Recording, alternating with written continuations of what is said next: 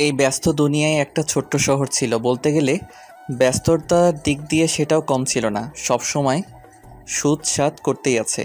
দিনে দিনে দুর্ঘটনার হার বেড়েই যাচ্ছে, যার অন্যতম কারণ হচ্ছে অসাবধানতায় গাড়ি চালানো। একটা কথা না বললেই নয়, আজকের দিনে ছেলের বাবারা ছেলেদের বিপদের মুখে ঠেলে দিচ্ছে। পর্যাপ্ত পরিমাণে বয়স না হতেই হাতে তুলে দেয় সেই দামি মোটর সাইকেল। আচ্ছা যাক, ওসব কথা এখন থাক। আমরা সোজাসাপটা গল্পের দিকে যাই। তো সেই ছোট্ট এক ব্যস্ত শহরে যে যার কাজ নিয়ে ব্যস্ত।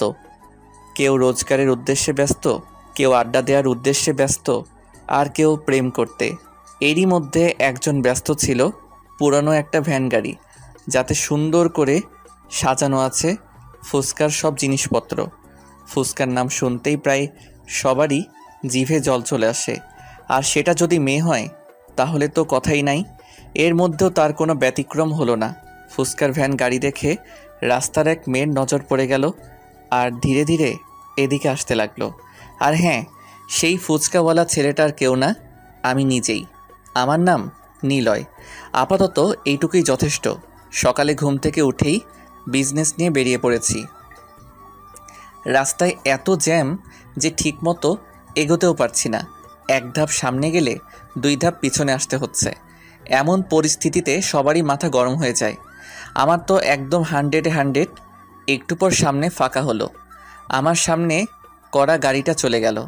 সামনে ফাঁকা পেয়ে আমি কেবল টান দিব, তখনই হুট করে কে যেন আমার গাড়ির সামনে এসে দাঁড়িয়ে পড়ল। মেজাজটা একদম সেই লেভেলের হিট হলো। অনেকক্ষণ পর একটু ফাঁকা পেয়েছি। আবার তার মধ্যে এই দ্বিতীয় ঝামেলা কোত্থেকে সামনে এসে হাজির হলো। চোখ তুলে তাকাতেই দেখি একটা মেয়ে, হাতে কলেজের বই খাতা, কলমটা আঙুলের ফাঁকে। অটোমেটিক আমার মন শান্ত হলো। আমি কিছু বলতে যাওয়ার আগেই মেয়েটা আমায় বলল, ও ফুচকা, আমায় কয়টা দেন তো ফুচকা। এই যে ম্যাডাম, এখানে ফুচকা দেওয়া যাবে না। কেন দেওয়া যাবে না? হ্যাঁ, আপনি কি চোখে কম দেখেন? এই মাঝ রাস্তায় কি কেউ ফুচকা দেয়? ও সরি, ফুচকা আমার এত প্রিয় যে দেখলেই পাগল হয়ে যায়। তাই তো মরবেন। কিছু বললেন? আসলে মেম সাহেব, ডাক্তারেরা বলেন যে জিনিস বেশি খেতে মনে চাই সেটাই নাকি শরীরের পক্ষে খারাপ, তাই বলছি। বাহ, আপনি ডাক্তার নাকি? আরে না, কি যে বলেন না ম্যাডাম। যেভাবে বড় বড় নেকচার দিচ্ছেন তো, তাই বললাম আর কি। ছোট ছোট ছুটছাট কথা বলতে বলতে রাস্তার পাশে চলে আসলাম, আর এক জায়গায় ভ্যান দাঁড় করিয়ে ফুচকা সাজাতে লাগলাম। এক প্লেট ফুচকা তৈরি করে মেয়েটার হাতে দিলাম। মেয়েটা হাতে নিয়েই খেতে শুরু করে দিল। আমি তাকিয়ে থেকে মনে মনে ভাবছিলাম, এই জিনিসটা মেয়েদের এত পছন্দ কেন বুঝি না। ধুর বাপু, এসব জেনে আমার কি? ওরা বেশি বেশি খেলেই তো আমার লাভ। আমার দেরি হয়ে যাচ্ছে। আরে আপনি চলে যাচ্ছেন নাকি? না, এখানে সংসার করব। আরে আজব তো, আপনি এমন করে কথা বলছেন কেন? তো কেমনে বলবো? হ্যাঁ, মানে? রাস্তার মাঝখানে এসে আমার পথ আটকালেন, তারপর রাস্তার পাশে আনলেন। এবার কি বাসায় নেওয়ার চিন্তা ভাবনা আছে নাকি? এক্সকিউজ মি, আপনি একটু বেশি বলছেন কিন্তু। কই বেশি বললাম? আপনার দেখে মনে হচ্ছে আপনি ফুচকাওয়ালা নন, জমিদার একটা। যত সব। না না, মানে আমি গেলাম। আপনার সাথে কথা বলতে গেলে আমার কলেজের টাইম চলে গেছে। ধুরু। এ কথা বলে মেয়েটা তাড়াহুড়ো করে সামনের দিকে এগোতে লাগলো। আমিও আর দাঁড়িয়ে না থেকে আমার উড়োজাহাজ নিয়ে সামনে এগোতে লাগলাম। মনে মনে ভাবলাম, মেয়েটা দেখতে বেশ সুন্দরী, তবে একটু ঝগড়াটে, কিন্তু খুব ভালো। নিজে নিজেই শরম পেলাম, আর মুচকি হেসে আবার কাজে মন দিলাম। ভ্যান গাড়ি পায়ে চালিয়ে যাচ্ছি। কোথায় যাব ঠিক বুঝতে পারছি না। যেতে যেতে দেখলাম সামনে একটা বিশাল কলেজ। আমি আর সামনে না এগিয়ে কলেজের গেটের সামনে দাঁড়িয়ে পড়লাম। দাঁড়িয়ে দাঁড়িয়ে আসবাবপত্রগুলো সাজাতে লাগলাম। তখনই বেল বেজে উঠল। বুঝলাম যে ক্লাস শুরু হলো। আমি আমার কাজ করেই গেলাম। কিছুক্ষণ পর একটা ক্লাস শেষ হলো। আমি রেডি হয়ে থাকলাম। সামনে তাকাতেই দেখি কয়েকটা মেয়ে আমার দিকে আসছে। এসে আমায় বলল ফুচকা দিতে। আমি ফুচকা সাজাতে লাগলাম। তখন মেয়েদের মধ্যেই কথোপকথন চলছিল। তার মধ্যে একজনের নাম ছিল মিম। তাদের কথা বলার মধ্যেই জানতে পারি। তখন আমি মিমকে জিজ্ঞেস করলাম, আফামনি, এই কলেজের নাম কি গো? এই কলেজের নাম হলো। খুব নাম করা কলেজ, তাই না? জি। তখন তার বান্ধবীরা বলল ক্লাসের নাকি সময় হয়ে গেছে। তখন মিম বলল, ভাইয়া থাকেন, ক্লাসের সময় হয়ে গেছে। আর ওখানে নীলা একাই বসে আছে। আইসা। আপনি তো এখানেই আছেন তাই না? জি হ্যাঁ। আমার এক বান্ধবী আছে, ফুচকার জন্য একদম পাগল। এবার ওকে সাথে করে আনবনি। জি, এসব কথা বলে মিম চলে গেল। তখন কলেজের আরও ছাত্রছাত্রী এসে জমা হলো। আমি সবাইকে ফুচকা দিতে লাগলাম। এরকম করে কিছুক্ষণ কাটানোর পর আমি একটু আরাম নেবার জন্য বসতে যাচ্ছিলাম। ঠিক এমন সময় আমার দুটি চোখ সামনে চলে গেল। চোখ সামনে যেতেই তো আমি থমকে গেলাম। বসার কথা ভুলে আমি দাঁড়িয়ে গেলাম। আরে, আমি এটা কি দেখতেছি? এটা তো সেই মেয়ে যাকে রাস্তায় ফুচকা দিচ্ছিলাম। কিন্তু সে এখানে কেন? তাহলে কি এটাই কি তার কলেজ? আমায় দেখলে তো আচ্ছা মতো শুরু করবে। আমি আর ওসব কিছু না ভেবে নিজের কাজে মন দিলাম আর টেরা চোখে একটু একটু করে তার দিকে তাকাচ্ছিলাম। সত্যি বলতে আমি মনে মনে চাচ্ছিলাম মেয়েটা যেন এখানে আসে। হি হি হি। আর আমার মনের কথাটা সত্যি হলো। ওর পাশে তাকিয়ে দেখি মিম। তার মানে মিম আর নীলা এখানে আসবে। হুম, আমার তো মন চাচ্ছে লুঙ্গি ড্যান্স দিব। না থাক, আজ না। নিজেকে সামলিয়ে সোজা হয়ে দাঁড়িয়ে থাকলাম আর নিচের দিকে তাকিয়ে রইলাম। তখন মিম বলল, এই যে ভাইয়া। আমি মুখ তুলতেই তো মেয়েটা অবাক হলো আর আমার দিকে রাগী লুকে তাকিয়ে রইল। আরে আপনি? কি রে, তুই কি ওকে চিনিস? চিনি না, চিনি না। আমি তো অবাক, এত বড় মিথ্যা কথা কেমনে বলে? আমি তো তাকে চিনি আর সেও আমায় চিনে। ওহ, এর নাম নিলয়। ও হ্যালো, আমার নাম। নীলা? আপনি জানলেন কেমনে? আমি বলছি। ও আমাদের এক প্লেট দেন তো। আমি এক প্লেট ফুচকা সাজাতে লাগলাম আর একটু একটু করে নীলার দিকে তাকাচ্ছি। কখনো কখনো তার সাথে চোখে চোখ পড়ে যাচ্ছিল, কিন্তু আমি তাকে বুঝতে দিচ্ছিলাম না। তারপর প্লেট সাজিয়ে তাদের সামনে এগিয়ে দিলাম। একে একে খেতে লাগলো। আমায়ও খেতে বলল, কিন্তু আমি খাই না বলে দিলাম। তখন আর কেউ কিছু বলল না তাদের মনে। তারা খেতে লাগলো আর আমি নীলার দিকে তাকিয়ে রইলাম। এভাবে সারাদিনটা নীলার কলেজে কাটিয়ে দিলাম। বিকাল হলেই খোঁজ নিয়ে আমার বিজনেস নিয়ে রওনা হয়ে যাই। বিকালে যেও নীলার সাথে দেখা হয়ে যায়, তখন কিছু তাকাতাকি করতেই সময় শেষ হয়ে যায়, যার ফলে আমি চলে আসি। পরের দিন আবার সেই একই কলেজ, মানে নীলার কলেজের দিকে রওনা হলাম। কলেজে যেই আমার কাজ শুরু হলো। আগে ঠিকমতো নীলাকে খুঁজে নিলাম, তারপর শুরু করলাম। মিম নীলাকে সাথে করে নিয়ে আরও কিছু তাদের বান্ধবীদের নিয়ে আমার কাছে ফুচকা খেতে আসতো আর আমি নীলাকে দেখতাম। মেয়েটাকে একদিনেই আমার পছন্দ হয়ে গেছে। খুব সুন্দর লাগে। কেন লাগে তা জানি না, কিন্তু মনে হচ্ছে পৃথিবীতে সে একমাত্র মেয়ে। তো এভাবে কয়েকদিন কেটে গেল। আমি প্রতিদিন কলেজে আসতাম আর নীলাকে দেখতাম। ধীরে নীলাকে আরও ভালো লাগতে লাগে। নীলা বিষয়টা খেয়াল করতো, কিন্তু মুখে কিছু বলতে পারতো না, শুধু চোখ রাঙিয়ে ভয় দেখাতো। ভয় করার বদলে আমি আরও ক্রাশ খেতাম। পরের দিন চলে গেলাম কলেজে। প্রতিদিনের মতো আজকেও নীলা চলে আসলো আমার কাছে। সে সহ তার বান্ধবীদের ফুচকা দিলাম। ফুচকা খাওয়ার পরে, নীলা, এবার চল, আজ ম্যাথ ক্লাস করতে হবে। তোরা যা, আমি যাব না। কেন রে, তুই তো ম্যাথে ভালো। আমার কিছু কাজ আছে, যা তোরা। কেমন কাজ রে? বললাম তো যা। ওকে, এই তোরা চল। এই বলে মিম তার অন্য বান্ধবীদের নিয়ে ক্লাসে চলে গেল আর নীলা সেখানেই দাঁড়িয়ে রইল। ব্যাপারটা কি আমি ঠিক বুঝলাম না। আমি আমার কাজ করছিলাম, তখন নীলা বলল, এই তোর সমস্যাটা কি রে? হ্যাঁ, আমার আবার কিসের সমস্যা? তাহলে প্রতিদিন অমন ড্যাব ড্যাব করে তাকাস কেন? আরে, এইটুকুই বুঝো না? না, বুঝি না। একটা ছেলে একটা মেয়ের দিকে কেন তাকিয়ে থাকে? আরে জানি না। ধুর। এই তুই কি বলতে চাচ্ছিস? পরিষ্কার করে বল তো। বাংলায় বলবো নাকি ইংরেজিতে বলবো নাকি হিন্দিতে বলবো? তোর ইচ্ছে। मुझे ना तुमसे प्यार हो गया। হ্যাঁ। ও, তার মানে তুমিও রাজি? জিঙ্কু নাকুর বউ, বর বউ রাজি তো কেয়া করেগা কাজী? এই, আমি কখন হ্যাঁ বললাম? এই তো এক্ষুনি। দেখ, এসব ফাউল চিন্তা ভাবনা মাথা থেকে বাদ দে। কোনটা ফাউল? আমি তোমায় ভালোবাসি, এটাই সত্যি।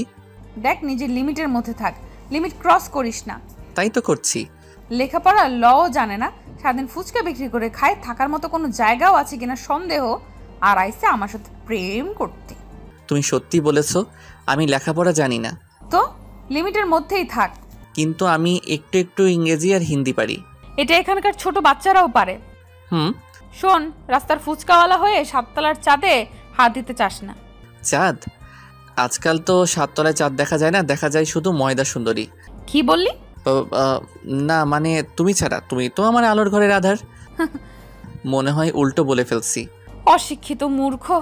আমায় মূর্খ বলবেন না। হ্যাঁ, আমি একজন বিশাল বড় টিচার। ওমা, তাই নাকি? তা কোন কলেজে? সব কলেজের। কবে থেকে? ছোটবেলা আমার মা বলতো আমি নাকি বড় হয়ে অনেক বড় টিচার হব, আর সেদিন থেকে আমি টিচার। আমি ভাবছিলাম তুই শুধু মূর্খ, কিন্তু এখন দেখছি তুই পাগলও বটে। হ্যাঁ তো, লায়লার জন্য মজনু পাগল, আর তোমার জন্য আমি পাগল। যত তাড়াতাড়ি পারিস পাবনার টিকিট কাটিস, নয়তো। পাবনার টিকিটের কথা বলতে পারবো না, কিন্তু তোমার বাড়ির টিকিট 100% কনফার্ম। এবার কিন্তু বেশি হচ্ছে। এখনো কিছুই করি নাই। তোর সাথে কথা বলাই আমার ভুল। সেই ভুলের মাসুল করো আই লাভ ইউ বলে। তোকে আমি কিস করতে মন চাইলে করতে পারো। বাদর, অশিক্ষিত মূর্খ। নীলা রাগে হাত পা ছোড়াছড়ি করতে লাগলো। কিছু করতে না পেরে উল্টো পথে রওনা হলো। আমি একটু মুচকি হেসে আবার নিজের কাজে মন দিলাম। তারপর থেকে কলেজ চলাকালীন আর নীলার সাথে দেখা হলো না। দুপুর হতেই আমি ওখান থেকে চলে আসলাম আর আমার প্রথম কাজ শেষ করলাম। এরপর বিকেলে বের হলাম নতুন কাজে, নতুন সাজে, একদম আলাদা হয়ে। কালো কালারের ড্রেস আর মুখে একটা কালো কালারের মাস্ক। চলে আসলাম একটা স্টেশনে, আর একটা দোকান থেকে গাড়ি ভাড়া হিসাবে নিলাম আর বেরিয়ে পড়লাম। গাড়ি নিয়ে সোজা চলে আসলাম রেল লাইনে, আর আমার প্রধান অতিথির জন্য অপেক্ষা করতে লাগলাম। অতিথির নাম হলো শফিক চৌধুরী, এলাকার বিশিষ্ট বিজনেসম্যানের তালিকায় থাকা একজন। টাকা পয়সার কোনো অভাব নেই তার, কিন্তু তবুও সে ট্রেনে করে যাতায়াত করে। কেন করে জানি না, গাড়ির সাথে হেলান দিয়ে দাঁড়িয়ে আছে। তখনই দেখলাম সামনে শফিক চৌধুরী ট্রেন থেকে নামতেছে। আমি চোখ থেকে চশমাটা খুলেই দৌড় দিলাম। আরে আরে স্যার, আপনি এসে গেছেন? আসতে কোনো অসুবিধা হয়নি তো? সব ঠিক আছে তো? হ্যাঁ, তা তো ঠিক আছে, কিন্তু তোমায় ঠিক চিনলাম না। স্যার, আপনার সিটটা কি এসিতে ছিল নাকি সাধারণে? এসিতে, কিন্তু আমি বলেছিলাম। ট্রেনওয়ালার কপাল খুব ভালো যে আপনার সিট এসিতে দিয়েছে, নয়তো তাকে খুন করতাম। কিন্তু তুমি। আরে স্যার, দাঁড়িয়ে থাকবেন না, এতে আপনার কষ্ট হবে। চলেন আমার ছোট্ট গাড়িটাই বসুন। বসবো তো, কিন্তু তুমি আমায় কোথায় নিয়ে যাবে? আরে স্যার, আমার প্রতি এত অবিশ্বাস? আপনার ঠিক গন্তব্যেই নিয়ে যাব আমি আপনারই লোক। ও আচ্ছা, চলো তাড়াতাড়ি বাসায় যেতে হবে। জি স্যার, একবার আপনি শুধু বসে দেখেন, হাওয়ার বেগে পৌঁছে দিব। আচ্ছা আচ্ছা, চলো। শফিক চৌধুরী আমার গাড়িতে উঠে আরামে বসে পড়ল। আমি গাড়িতে উঠে শফিকের মাথার উপর ফ্যান চালু করে দিলাম, সাথে হালকা এসি। এই নিয়ে বেশ আরামদায়ক যাত্রা হচ্ছিল। বেচারা শফিক অনেক ক্লান্ত ছিল, তাই সিটে হেলান দিয়ে ঘুমিয়ে গেল। আমি আমার মতো গাড়ি চালিয়ে গেলাম। কিছুক্ষণের মধ্যে আমার গন্তব্যে পৌঁছে গেলাম, আর শফিককে তার আসল জায়গায় পৌঁছে দিলাম। এরপর আমি আমার বাসায় চলে আসলাম। গাড়িটা গ্যারেজে রেখে হোস্টেলে চলে আসলাম। রাতের খাওয়া দাওয়া শেষ করে ঘুমিয়ে গেলাম। সকালে উঠে ফ্রেশ হয়ে নাস্তা করে ফুচকার গাড়িটা নিয়ে আবার রওনা হলাম, কলেজের দিকে রওনা হলাম। কলেজে এসে আবার আগের জায়গায় এসে বসলাম আর নীলা আসার জন্য অপেক্ষা করতে লাগলাম। একটু পর এদিক ওদিক তাকিয়ে তাকিয়ে দেখছি নীলা আসতেছে কিনা, কিন্তু অনেকক্ষণ হলো নীলা আসে না। এমনকি তার পেতনি বান্ধবীরাও আসে না। কি করব বুঝতে পারছি না। তখন একটা ছেলে এসে ফুচকা চাইলো। আমি বিরক্তিকর মুড নিয়ে ফুচকা দিচ্ছিলাম। এমন সময় পিছনে তাকিয়ে দেখি নীলা আর তার সব বান্ধবীরা আসতেছে। আমার মনের মধ্যে তো লাড্ডু ফুটতে লাগলো। মুচকি এসে নিজের কাজে মন দিলাম। নীলা আমার দিকে তাকানো তো দূরের কথা, আমার কাছ দিয়েও আসলো না। আমি মনে মনে বললাম, যতই তুমি পালিয়ে পালিয়ে থাকো না কেন, একদিন আমার কাছে ঠিকই আসতে হবে। এরপর আমি আর কিছু বললাম না। নীলা সোজা ক্লাসে চলে গেল। আমি মন খারাপ করে নিচের দিকে তাকালাম। কিছুক্ষণ পর নীলা ক্লাস শেষ করে বেরিয়ে আসলো, আর তাকে দেখার সাথে সাথে তো আমার মন খুশি হয়ে গেল। কিন্তু নীলা আমার দিকে না এসে পাশ কাটিয়ে চলে যাচ্ছিল। তখন আমার মাথায় একটা বদ বুদ্ধি বেরিয়ে এলো। ব্যাস, ভাবতে দেরি করতে দেরি নট। আজকের টক কিন্তু সেই হইছে, তাই না? আমার সামনে কয়েকটা মেয়ে ফুচকা খাচ্ছিল। আমার কথা শুনে তারা মাথা তুলে মুখে হ্যাঁ জবাব দিল। ব্যাস, আমার কাজ হয়ে গেল। এবার মিমের কাজ। নীলা, না মিম, আজ ওদিকে যাবি না। শোন না, আজকে টক নাকি হেভি হয়েছে, চল না। মিম, এসব ওই বাদরটার চালাকি। তুই থাক, আমি গেলাম। আরে আরে শোন, আচ্ছা চল, আমিও যাব। একটু একটু করে নীলা আর মিমের কথোপকথন শুনতে পাচ্ছিলাম, আর মুচকি মুচকি হাসছিলাম। এরপর দেখলাম মিম আর নীলা এদিকেই আসছে। ভাইয়া কি অবস্থা? আমার অবস্থা সবসময় ঝাক্কাস। তা তোমার এই বান্ধবীর কি অবস্থা? কার? এর অবস্থার কথা আর বইলেন না। কি বলো? আমার ম্যাডামের কি হলো? মনে হয় কেউ স্যাকা দিচ্ছে। মিম, তুই চুপ করবি? তা ম্যাডাম, আজকে উল্টা পথে হাঁটছিলেন কেন? আপনাকে বলতে হবে নাকি? কিরে নীলা, কালকে তো নিলয় ভাইয়ার সাথে খুব সুন্দর কথা বলছিলি, কিন্তু আজ আবার কি হলো? কারণ আছে তাই। কি কারণ? আরে মিম, তোমার বান্ধবীকে কালকে প্রপোজ করছি, তাই এখনো টেনশনে আছে। ও মা, তাই নাকি? নীলা ট্রিট দে। ওই মিম, চুপ করবি? আরে শোনেন, আপনি আপনার রাস্তায় থাকবেন আর আমি আমার রাস্তায়। তা তো হবে না। আমি এখন তোমায় ভালোবাসি, তোমায় ছাড়া বাঁচবো না। চুপ। আর একবার এসব কথা বলবেন না। একবার কেন, 1000 বার বলবো। I love you.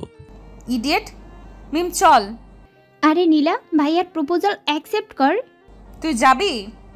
O hello madam, তুমি আমার থেকে যতই দূরে থাকো না কেন, একদিন না একদিন ঠিকই আমায় ভালোবাসবেন।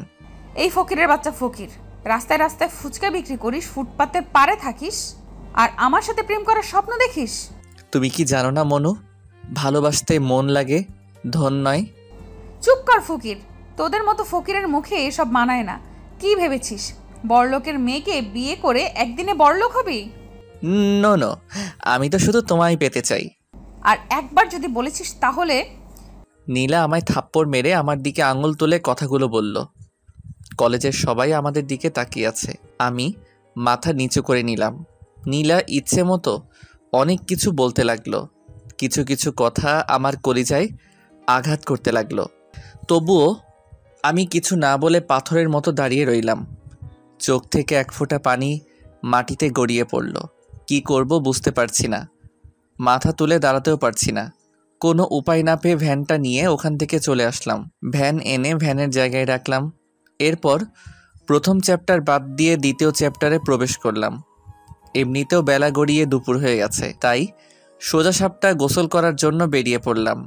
নলকূপে যেয়ে পানি তুলে গোসল করলাম। এরপর প্যান্ট শার্ট পরে গ্যারেজে আসলাম। এসে পাশের হোটেলে দুপুরের খাবার খেয়ে নিলাম। এরপর নতুন এক গাড়ি নিয়ে বেরিয়ে পড়লাম। কিছু দূর আসতেই মুখে সেই ব্ল্যাক কালারের মাস্ক পরে নিলাম আর চোখে সানগ্লাস। তারপর সোজা আমার গন্তব্যে আসলাম। এক বিশাল কোম্পানির সামনে এসে গাড়ি ব্রেক করলাম আর গাড়ি থেকে নেমে সোজা ভিতরে আসতে লাগলাম। গার্ড এসে আমায় সার্চ করলো, এরপর ভিতরে পাঠিয়ে দিল। অবশ্য জিজ্ঞেস করছিল আমি কে। তখন আমি বলছি তোমার বসের ড্রাইভার। এরপরে আর আমায় আটকালো না।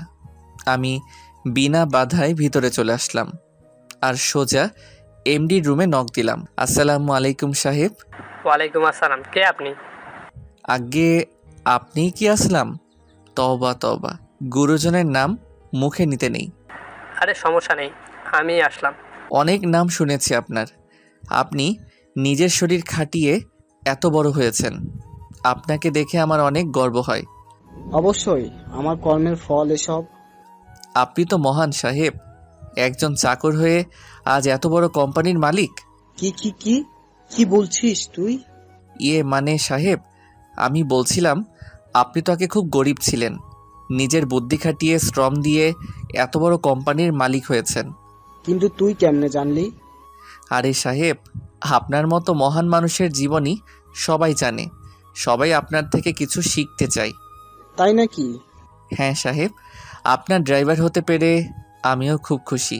ওহ, তার মানে তুই আমার ড্রাইভার? জি সাহেব, চলেন আপনার বাসায় পৌঁছে দিই। ম্যাডাম আপনায় তাড়াতাড়ি যেতে বলেছে, কি যেন সারপ্রাইজ দিবে। সামান্য 2 টাকার ড্রাইভার হয়ে আমার সামনে সানগ্লাস পরার সাহস হলো কি করে তোর? অপরাধ নিবেন না সাহেব, আসলে আমার চোখে সমস্যা, ডাক্তার বলেছে চশমা যেন না খুলি। ও আচ্ছা, আমি খুব ক্লান্ত, চলো। এরপর আমি আসলামের সাথে বাইরে চলে আসলাম আর আসলামকে গাড়িতে বসিয়ে দিয়ে আমি ড্রাইভ করতে লাগলাম।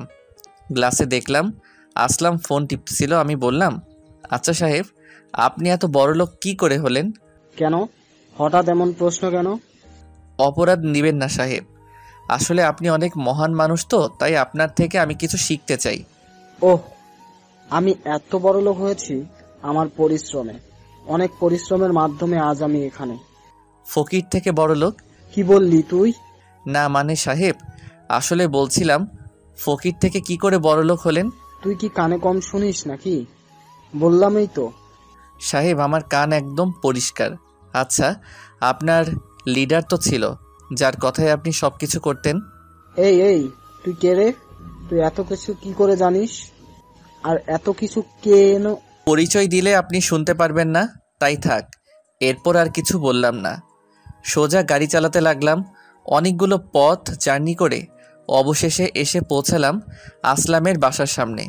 আসলামকে ওখানে নামিয়ে দিয়ে আমি আমার গন্তব্যে রওনা দিলাম। আমার গন্তব্যে আসতে আসতে সন্ধ্যা হয়ে গেল। এরপর সন্ধ্যায় বস্তিতে চলে আসলাম। তার আগে গ্যারেজে গিয়ে গাড়ি জমা দিয়ে আসলাম। সঙ্গে হোস্টেল থেকে কিছু খাবার নিয়ে চলে আসলাম বস্তিতে। রাতের খাবার খেয়ে ঘুমিয়ে গেলাম। সকালের পাখির ডাকে চোখ থেকে ঘুম হারালো। কেন জানি মনটা খুব খারাপ লাগছে। পুরনো দিনের কথা খুব মনে পড়ছে। সকাল সকাল মনটা খারাপ হয়ে গেল। অনেক কষ্টে সব ভুলতে সক্ষম হলাম। তারপর ফ্রেশ হয়ে ফুচকার গাড়িটা নিয়ে বাজারের দিকে রওনা হলাম। বাজারে এসে হালকা নাস্তা করে নিলাম। এরই মধ্যে কলেজের টাইম হয়ে গেল, তাই আর দেরি না করে কলেজের দিকে রওনা দিলাম। কলেজে আসতেই দেখি এক সারিতে অনেকগুলো গাড়ি। মনে এক প্রকার প্রশ্ন জাগলো। ভ্যান থেকে নেমে আমিও যোগ দিলাম সবার সাথে। সামনে তাকিয়ে দেখি 5টা গাড়ি একসঙ্গে দরজা খুলল, আর সাথে সাথে অনেকগুলো মানুষ বেরিয়ে আসলো। দেখে মনে হচ্ছে এরা বডিগার্ড, কিন্তু কার বডিগার্ড? তখনই মাঝখানের গাড়িটা থেকে নীলা নেমে আসলো। আমি দেখে তেমন অবাক হলাম না, কারণ এটা হবার ছিল তা আমার আগে থেকেই জানা ছিল। তো কলেজের সবাই হা করে নীলার দিকে তাকিয়ে আছে, সাথে আমিও। নীলা কিছুটা বিরক্তিকর মোড নিয়ে গাড়ি থেকে নেমে হাঁটতে লাগলো। নীলাকে চলে যেতে দেখে মিমও তার সাথে চলে গেল। কিছুক্ষণের মধ্যে জায়গাটা ফাঁকা হয়ে গেল। আমিও আর দাঁড়িয়ে না থেকে আমার জায়গায় চলে গেলাম। একটু পর মিম আসলো, আর সাথে নীলাও ছিল, কিন্তু নীলার মনটা একটু খারাপ ছিল। আর আমি খেয়াল করলাম নীলার বডিগার্ডরা দূরে দাঁড়িয়ে এদিক সেদিক তাকিয়ে আছে, এদিকে তাকিয়ে আছে। আমায় দেখে নীলা খুশি হলো নাকি রেগে গেল ঠিক বুঝতে পারলাম না, কিন্তু চোখে রাগের ছায়া দেখতে পেলাম। হাই ভাইয়া। কিরে, তুই আজকেও আসছিস? কেন না আসার কি আছে? এটা আমার ব্যবসা, এই কাজ করেই আমার পেট চলে, এর জন্য আমার সব করতে হবে। এই তো লাইনে আসছিস। প্লিজ মেম সাহেব, আমার ফুচকার দোকান আনতে নিষেধ করবেন না, তাহলে আমায় না খেয়ে মরতে হবে। এই এই তুই হাসছিস কেন? কি ম্যাডাম, ভাবছিলেন এসব কথাই বলবো এসে, তাই না? আচ্ছা যান, আপনার ইচ্ছাটা পূরণ করলাম। ম্যাডাম, আমি খুব জেদি ছেলে, যা চাই তা আমার করেই ছাড়ি। তুই আবার কি চাইছিস? কেন জানেন না? না। ধুরু, আপনার মাথায় কি আছে বলুন তো? আমি আর কতবার বলবো আমি আপনাকে ভালোবাসি? ভূত এখনো নামে নাই। এ ভূত কোনোদিন নামবে না। কালকে তোকে কত করে অপমান করলাম পুরো কলেজের সামনে, তবু আজ এই একই কথা। মরার আগ পর্যন্ত এই একই কথা থাকবে। দেখেছিস আমার সাথে কতগুলো বডিগার্ড, আমি ওদের বললে না তোর হাত পা একটাও আস্ত পাবি না। এই তুই কি পাগল? সামান্য একটা ফুচকাওয়ালা হয়ে আমার পেছনে লাগিস? ভয় করি না। হ্যাঁ আমি গরিব, আমি ফুচকা বিক্রি করি, কিন্তু গরিব হলেও আমার মন অনেক বড়, আর সেখানে শুধু তোমায় বসানো আছে। বাহ, খুব সুন্দর তো ডায়লগ। কি করব বলো, অনেক খুঁজেও এর থেকে ভালো ডায়লগ পাই নাই। উফ, মেয়েকে চুপ করতে বল। ওকে চুপ। আর তোর সাথে কে কে থাকে? আমি আর তুমি? মানে? মানে তুমি তো সবসময় আমার মনের মধ্যেই থাকো, তাই খেতে বসলে তোমার কথা মনে পড়ে, ঘুমাতে গেলে তোমার কথা মনে পড়ে। পা এই চুপ, এইসব সিনেমার ডায়লগ বাদ দিয়ে সত্যি কথা বল। পৃথিবীতে আমার আপন বলতে কেউ নাই গো। আমি খুব এতিম, কান্না করলে দেখার কেউ নেই, অসুস্থ হলেও দেখার কেউ নাই। ইমোশনাল হয়ে গেছো? আরে আমি পিওর এতিম, আগেও কেউ নাই আর পিছনেও কেউ নাই, আমি একদম স্বাধীন। হিহি। তুই কি পাগল? আমার তো সত্যি মনে হচ্ছে তুই পাগল। হ্যাঁ তো তোমার জন্য পাগল। দেখ, আবারও বলছি এসব পাগলামি করিস না। আমার বাবা এসব জানতে পারলে তোকে মেরে টুকরো টুকরো করবে। তোমার জন্য আমি মরতেও পারি। উফ, তুই জানিস আমার সাথে কতগুলো বডিগার্ড আছে, ওদেরকেই তো পেরিয়ে আসতে পারবি না। আরে এরা তো আমার কিচ্ছু করতে পারবে না। এতই যখন শখ, তাহলে আর একটা ক্লাস পরে সবার সামনে আমায় ফুল দিয়ে দেখা। এটা আবার কোনো ব্যাপার হলো নাকি? তখন দেখলাম নীলার বডিগার্ডের একটা ছেলেকে আচ্ছা মতো পিটানি দিচ্ছে, কিন্তু কেউ কিছু বলছে না। এমনকি কলেজের স্যারেরাও দাঁড়িয়ে থেকে দেখছে। ওরা যাকে মারছে সে কাল বিকেলে আমায় প্রপোজ করেছিল। কালকে ওরা আসার আগেই ছেলেটা চলে আসে, তাই আজ। ও এর পরেও কি আমায় ভালোবাসবে? আবার জিগায়। ম্যাডাম, একটা কথা মনে রাখবেন, ভালোবাসাটা যদি মন থেকে হয় না, তাহলে পৃথিবীর কোনো শক্তি সেটাকে ভাঙতে পারে না। তাই? হুম। কি বলছি মনে থাকে জানো? চল মিম। তোমার জন্য জীবনও দিতে পারি, মার খাওয়া তো দূরের কথা। ডায়লগ কম মার। হি হি। চল মিম। এ কথা বলে মিম আর নীলা চলে গেল। আমি ওদের যাওয়ার দিকে তাকিয়ে রইলাম। এদিকে মিম আর নীলা ক্লাসরুমের দিকে আসতে আসতে হঠাৎ মিম বলল, নীলা, এটা কি করলি? কই কি করলাম? ছেলেটা তোকে এত ভালোবাসে আর ওকে বিপদে ফেললি? আমার বাবাকে তো চিনিস, ঘাট থেকে মাথা আলাদা করে দিবে। তার থেকে বরং বডিগার্ডের হাতে মার খেয়ে যদি ওর পাগলামিটা ছোটে। তুই কি ভেবেছিস ওরা নিলয়কে কি বাঁচিয়ে রাখবে? মেরে ফেলবে। জানি, কারণ আমার পেছনে যতই ছেলে এসেছে তারা সবাই মরছে, এটাও মরবেই। তুই মানুষ নাকি অন্য কিছু? কেন? ছেলেটা তোকে পাগলের মতো ভালোবাসে আর তুই তাকে মৃত্যুর মুখে ঠেলে দিচ্ছিস। ওকে অনেক বুঝিয়েছি, না বুঝলে আমি কি করব? আর তোর কেন এত দরদ হচ্ছে? আমি মানুষ বলে মানুষের জন্য দরদ হচ্ছে। ও চল ক্লাসে। মিম আর নীলা ক্লাসে চলে গেল। আমি ভ্যান নিয়ে বাইরে চলে আসলাম আর গোলাপের দোকানে গেলাম। তারপর নীলা আসার অপেক্ষায় থাকলাম। কিছুক্ষণ পর নীলা ক্লাস শেষ করে বেরিয়ে আসলো, আর বেরিয়ে আমায় দেখতে না পেয়ে আশেপাশে তাকাতে লাগলো। ঠিক এমন সময় আমি গোলাপের দোকান নিয়ে কলেজের ভিতরে প্রবেশ করলাম আর সোজা নীলার সামনে এসে থামলাম। নীলা সহ মিম আমায় এভাবে দেখে তো অবাক।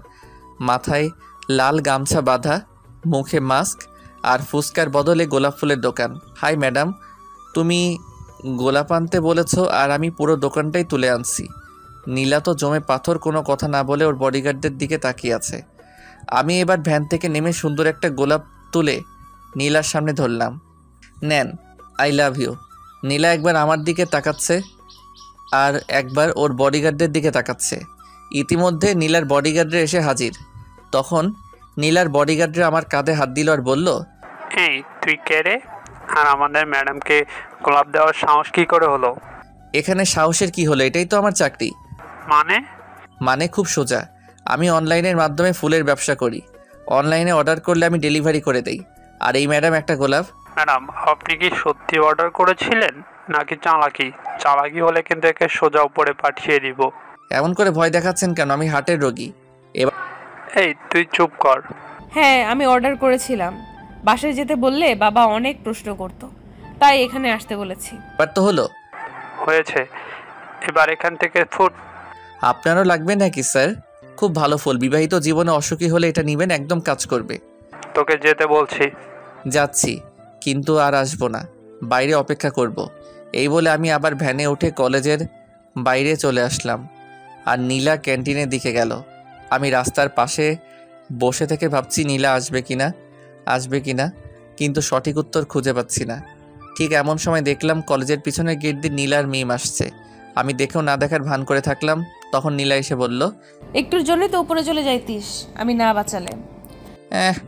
এত বড় রিস্ক নিয়ে গোলাপ দিলাম আর আমায় বাঁচাতে কে বলছিল? ইচ্ছে হয়েছে তাই। তার মানে সামথিং।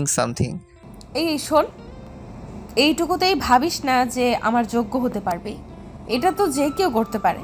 তোমার কথা মতো আমি তোমায় ফুল দিয়েছি, এবার আমায় আই লাভ ইউ বলো। কেবল তো শুরু, এটা করতে তো সবাই পারবে। তাহলে বলো আর কি কি করতে হবে?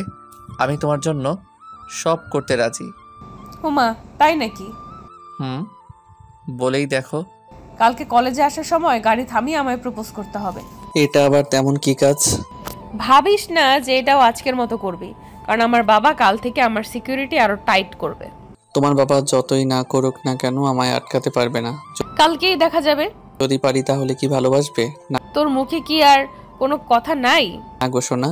যদি কালকে এইসব বডিগার্ডের মধ্যে দিয়েও সকাল 9টায় আমার সামনে আসতে পারিস আর আমার সাথে কথা বলতে পারিস, তাহলে কি? তাহলে ভেবে দেখবো। এই তোমরা মেয়েরা এই ভাবাভাবি ছাড়া কি কিছু বোঝো না নাকি? সিনেমার মতো বলে দিল ভেবে দেখবে। আগে তো এসে দেখা, তোমায় ভালোবাসি, বাসছি জীবন দিয়ে। আর যদি তোমায় না পাই তাহলে জীবন রেখে কী লাভ? ফালতু কথা ছাড়, মিম চল। এ কথা বলে নীলা আর মিম হাঁটতে লাগলো। তখন আমি পিছন থেকে ডাক দিলাম। নীলা ঘুরে তাকাতেই, নীলা, কি? I love you. Idiot. Toot toot টুট। তারপর নীলা চোখে মুখে রাগ দেখে চলে গেল। আমি কিছুক্ষণ নীলার দিকে তাকিয়ে থাকলাম। এরপর আমিও আর ওখানে থাকলাম না। ভ্যান গাড়ি নিয়ে সোজা হোস্টেলের দিকে রওনা হলাম। এসে ভ্যান গাড়িটা গ্যারেজে রাখলাম। তারপর গোসল করে নিলাম। এরই মধ্যে দুপুর হয়ে গেল। চারদিকে মসজিদের মাইকে আজান দিতে লাগলো। আমি গোসল করে এসে খাটের উপর বসে পড়লাম আর ভাবলাম কি করে কালকে নীলার সাথে দেখা করব। শরীরটা খুব ক্লান্ত ছিল, তাই ভাবতে ভাবতে খাটের উপর শুয়ে গেলাম। এরপর নিজের অজান্তেই ঘুমিয়ে গেলাম। ঘুম ভাঙল ঠিক 4টার সময়। উঠে দেখি আমার ফোন বাজতেছে। ছোটোখাটো একটা ভাঙনি মোবাইল ইউজ করি। খাটের উপর থেকে ফোনটা তুলে কানের কাছে ধরলাম। কয়েকটা কথা শুনে বুঝলাম হাসপাতাল থেকে কথা বলছে। আমি আর দেরি করলাম না, উঠে চোখে মুখে পানি দিয়ে সোজা হাসপাতালে চলে গেলাম। হাসপাতালে এসে দেখা সাক্ষাৎ করে চলে আসলাম। বাসায় আসতে সন্ধ্যা হয়ে গেল, তাই আজ আর কোথাও বের না হয়ে হোটেলে এসে কিছু খাবার খেলাম। কিছুটা প্যাকেটে করে নিয়ে আবার হাসপাতালে গেলাম। সেখানে রাত 9টা পর্যন্ত থাকলাম। এরপর হোস্টেলে এসে চোখে মুখে পানি দিয়ে ঘুমিয়ে গেলাম। সকালে উঠতেই মনে পড়ে গেল নীলার শর্তের কথা। সকাল সকাল মাথা হ্যাং হয়ে গেল। কি করব ভেবে পাচ্ছিলাম না। তবুও সাহস করে নীলার বাসার দিকে রওনা হলাম। আর কিছুক্ষণের মধ্যে নীলার বাসায় চলেও আসলাম। এখন বাজে সকাল 7টা, আর মাত্র 2 ঘন্টা 6 আছে। নীলার বাড়িটা সেই হিয়া বড়। চারদিকে গার্ড, একটা পিঁপড়া ঢোকার মতো ক্ষমতা নেই সেখানে। আমি তো শেষ। আমি আমার কাজে লেগে গেলাম। কাজটা করতে পারবো কিনা জানি না, তবে সাহস বুকে রাখতেই হবে, নয়তো প্রেম করার আগে দেবদাস হয়ে ঘুরতে হবে। যতগুলো গার্ড, তাতে মনে হচ্ছে ভিতরে যাওয়া আমার পক্ষে সম্ভব না। কোনো রকম চালাকি করলেই সোজা উপরে পাঠিয়ে দিবে, একদম বিনা টিকিটে। এদিকে নীলা দেওয়ার সময়ও কাছিয়ে যাচ্ছে। কি করব ভেবে পাচ্ছি না। নীলা যাবার সময় গাড়ি থামালে তো পুরো প্ল্যান শেষ, কারণ আমি তো শেষ। কিছু একটা তো করতে হবে, কিন্তু কি করব? ওদিকে নীলা ঘোর চিন্তায় মগ্ন। নীলয় কি সত্যি পারবে নাকি ভয় পেয়ে পালাবে? দুজনের মনে দুটো প্রশ্ন। এরই মধ্যে নীলার কলেজে যাবার সময় হয়ে গেল। 9টা বাজতে আর 10 মিনিট সময় আছে। নীলা কলেজে যাবার জন্য তৈরি হয়ে নিল আর গাড়িতে এসে বসলো। তার গার্ডরা এসে তাদের গাড়িতে বসলো। আর নিয়ম মতো নীলার সামনে 2টো গাড়ি আর পিছনে 2টো গাড়ি। এরপর রওনা হলো। এদিকে নীলার মনে একটাই চিন্তা। সে এদিক ওদিক তাকাচ্ছে আর দেখছে নিলয় আসছে কিনা। নীলার দেওয়ার সময় ঠিক 9টা বাজতে 1 মিনিট বাকি। গাড়ি তার গতিতে চলছে। টিকটিক করে 1 মিনিট পুরা হয়ে গেল আর 9টা বেজে গেল। 9টা বাজার সঙ্গে সঙ্গে গাড়ি থেমে গেল। গাড়ি থামা দেখে নীলা সামনে তাকালো, কিন্তু সামনে কেউ নাই। কিন্তু গাড়ি থামলো কেন? I love you madam. আমার কথা শুনে তো নীলা চমকে গেল। আশেপাশে তাকিয়েও আমায় পেল না। আরে ম্যাডাম, তোমার পাশে, একদম পাশে।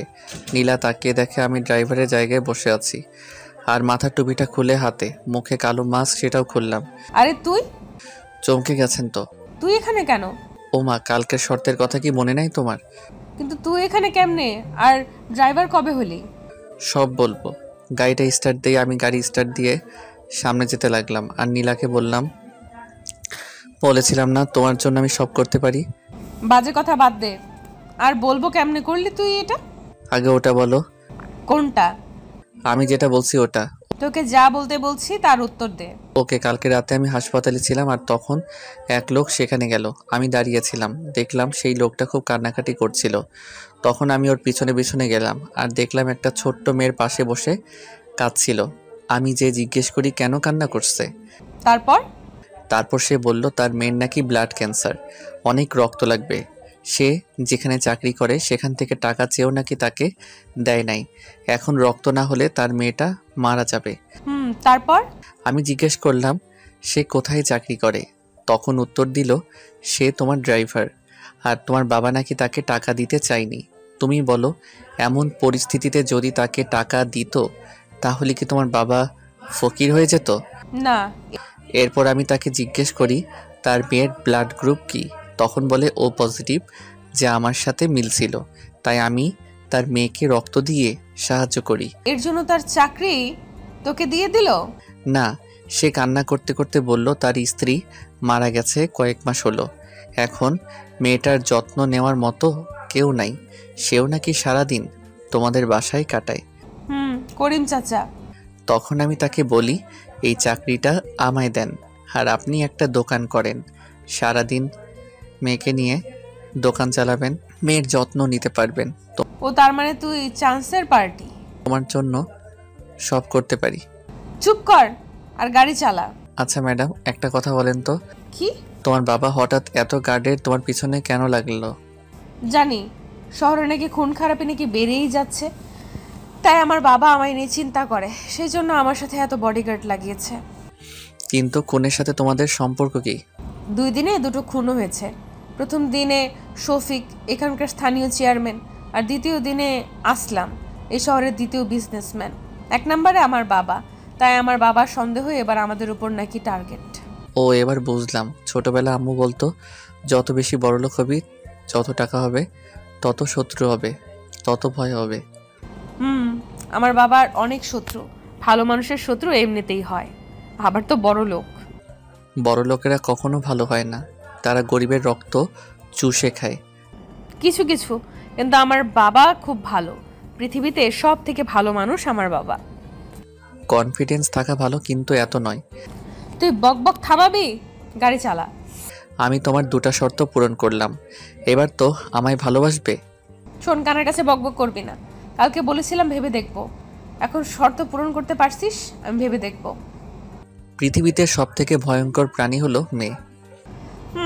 এবার চুপচাপ গাড়ি চালা। আমি আর কিছু বললাম না। গাড়ি নিয়ে সোজা কলেজের গেট দিয়ে প্রবেশ করলাম, আর গাড়ি থামিয়ে মাথায় টুপিটা দিয়ে নেমে আসলাম। এসে নীলার নামের জন্য এই পাশের গেট খুলে দিলাম। নীলা নেমে গেল আর সোজা ক্লাসের দিকে রওনা হলো। আমি ভাবলাম একবার পিছনে তাকা, কিন্তু তাকালো না। এবার আমি গাড়ি পার্ক করে এসে ক্যান্টিনে বসলাম।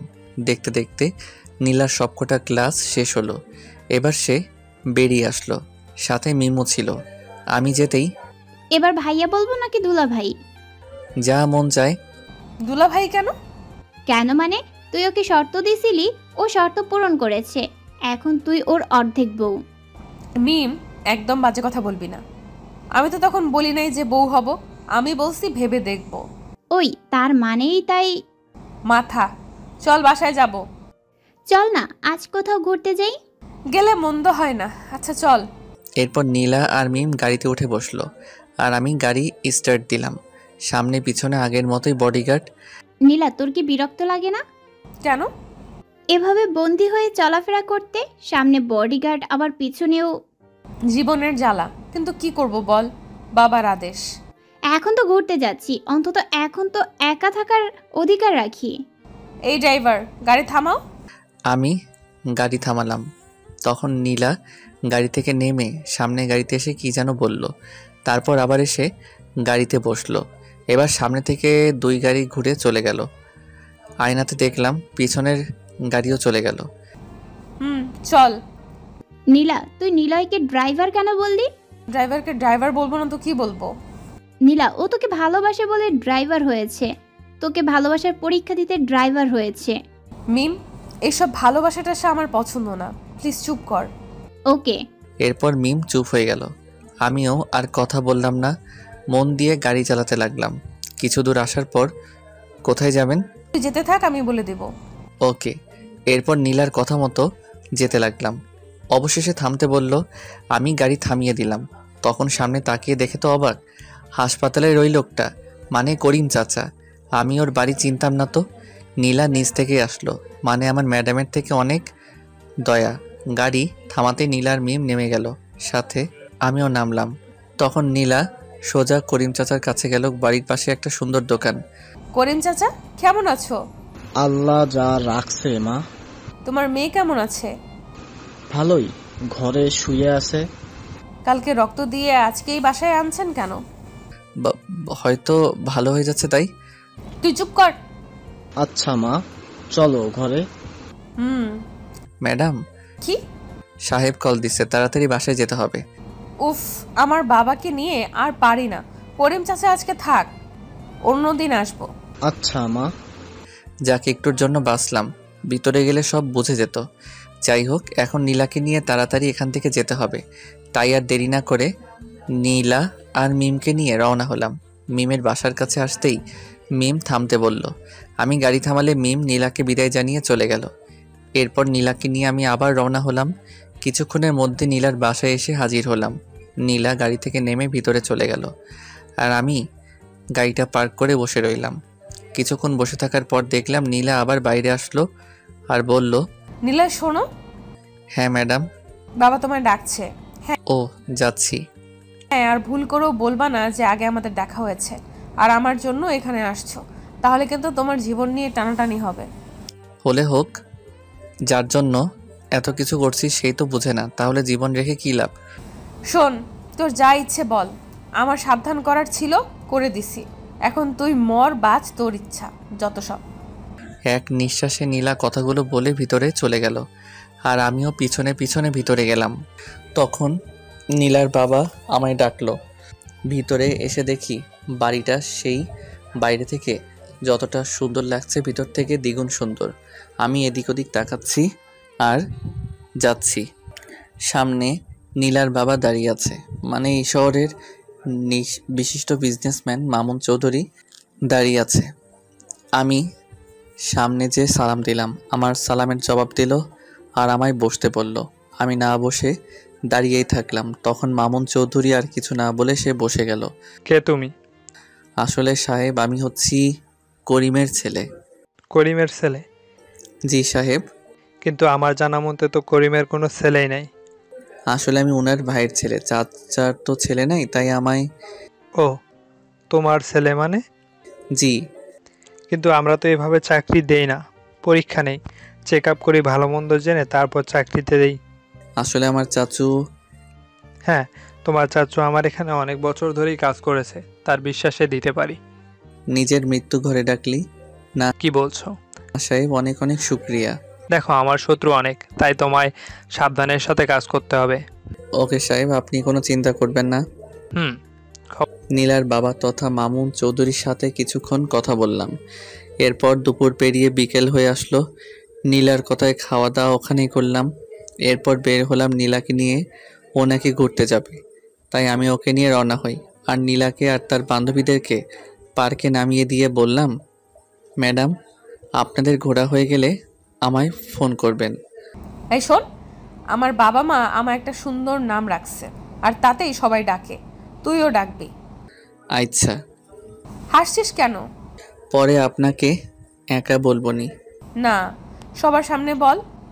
আজকে নাম ধরে ডাকতে বলছেন, কালকে কাছে আসতে বলবে, তারপর বিয়ে করতে বলবেন। তুই সব সময় একটু বেশিই বুঝিস, যা সর। ওকে। আমি আর কিছু না বলে মুচকি হাসি দিয়ে চলে আসলাম। কিছু দূর আসার পর আবার নীলার দিকে ঘুরে তাকালাম। প্রতিদিনের মতো আজ হলো না। নীলা আমায় কিছু বলা বাদ দিয়ে সেও তাকিয়ে আছে। ভাবলাম মামলা সেট, তাই গাড়িতে উঠে চলে গেলাম। আর আমার চলে যাওয়ার পর নীলা আর তার বান্ধবীরাও পার্কের দিকে চলে গেল। আমি সোজা চলে আসলাম কফি শপে, আর সেখানে কিছু সময় কাটালাম। তারপর সন্ধ্যা হওয়ার আগ দিয়ে আমার কাজ শেষ করে আবার পার্কের দিকে চলে আসলাম। এসে গাড়ি পার্ক করে পার্কের দিকে রওনা হলাম।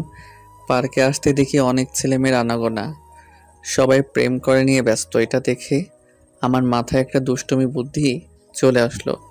ব্যাস, যেই ভাবা সেই কাজ। সোজা চলে গেলাম নীলার কাছে, আর পিছন থেকে নীলার হাত ধরে টান দিলাম। নীলা হঠাৎ চমকে গেল আর নিজেকে সামলাতে না পেরে আমার কাজ সহজ করে দিল। নীলার এক হাত ধরে তাকে গড়িয়ে হাত ধরে আমি তার সামনে বসে গেলাম, একদম সিনেমা স্টাইলে। নীলা তো জমে পাথর। আমার এমন কাজ দেখে নীলা সহ তার বান্ধবীরাও অবাক হয়ে গেল। আমি মুচকি হাসলাম। হঠাৎই নীলা ঠাস করে আমার গালে তার নরম হাতটা ফেলে দিল।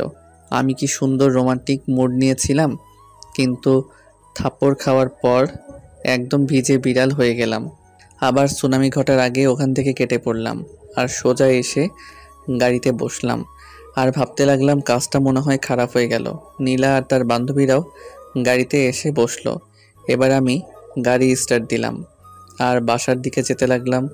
তখনই নীলা ভেজা কণ্ঠে বলল, প্রাইভেটে যেতে হবে। নীলার কথা শুনে একটু অবাক হলাম। আজকে তো প্রাইভেট ছুটি, আর তাই তো সে পার্কে ঘুরতে আসছিল। আবার কেন প্রাইভেটে? আমি সাহস করে আর কিছু জিজ্ঞেস করলাম না, সোজা তাকে প্রাইভেটে নিয়ে আসলাম।